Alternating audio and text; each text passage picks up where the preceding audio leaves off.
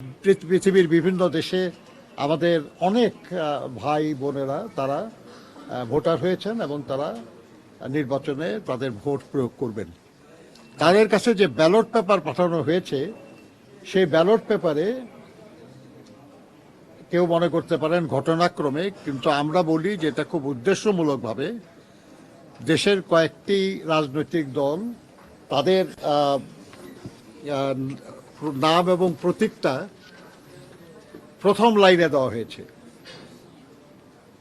অথচ বিএনপির নাম এবং প্রতীক ঠিক মাঝখানে দেওয়া হয়েছে, যেটা ভাঁজ করলে কাগজটা এটা ভালো করে নজরেই পড়বে না। আমরা এই নিয়ে কথা বলেছি তাদের সঙ্গে, তাদের কথায় মনে হয়েছে যে তারা বিষয়টি ঠিক ওইভাবে খেয়াল করেন নাই এবং অ্যালফাবেটিক্যালি ঠিক আছে কিনা এটাই তাদের কাছে বিবেচনার বিষয় ছিল। কিন্তু আমরা তাদেরকে বলেছি যে আপনারা এখানে 5টা লাইন করেছেন, 5টা কলাম করেছেন এবং 14টা লাইন করেছেন, যার ফলে 3টি রাজনৈতিক দল, বিশেষ রাজনৈতিক দল, তাদের নাম এবং প্রতীকটা প্রথম লাইনে এসে গেছে। এটা যদি 5টা না হয়ে 6টা কলাম হতো বা 4টে কলাম হতো, 14টার জায়গায় যদি 12টা বা 16টা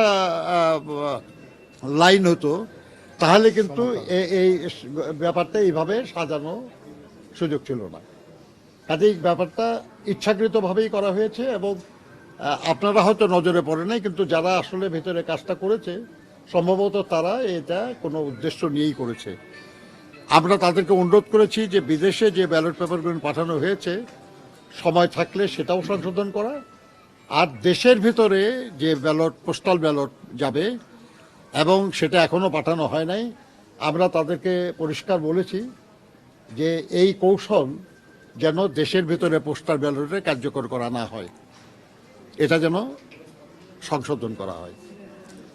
আমরা এটাও বলেছি তাদেরকে যে এই পোস্টাল ব্যালট পৃথিবীর বিভিন্ন জায়গায় যে পদ্ধতিতে বিতরণ করা হচ্ছে এবং এটা সঠিক হচ্ছে না, এটা কিছু ত্রুটি হচ্ছে, যার জন্য আমরা দেখেছি যে বাহরাইনে একটি বিশেষ রাজনৈতিক দলের নেতৃবৃন্দ তারা এই অনেকগুলি ব্যালট পেপার তারা সেটা হ্যান্ডেল করছে।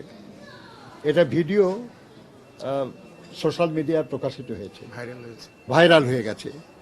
তো ওনারা বললেন যে এটা তাদের নজরে এসছে এবং তারা বাহরাইনে রাষ্ট্রদূতের সঙ্গে যোগাযোগ করেছেন এবং সেখান থেকে যে রিপোর্ট বাহরাইনের গভর্নমেন্টের কাছ থেকে এসছে সেটা এটা স্বীকার করা হয়েছে যে হ্যাঁ এরকম একটা ঘটনা তারা জেনেছেন।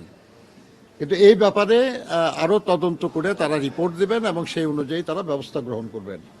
আপনারা জানেন যে নির্বাচন কমিশনের পক্ষ থেকে বলা হয়েছিল যে যদি কেউ এই ভোটে কোনো রকমের কারচুপির চেষ্টা করে তাহলে তাদের এনআইডি কিংবা তাদের যে জাতীয় পরিচয় এবং ভোটার এগুলো সব তারা ব্লক করে দেবেন।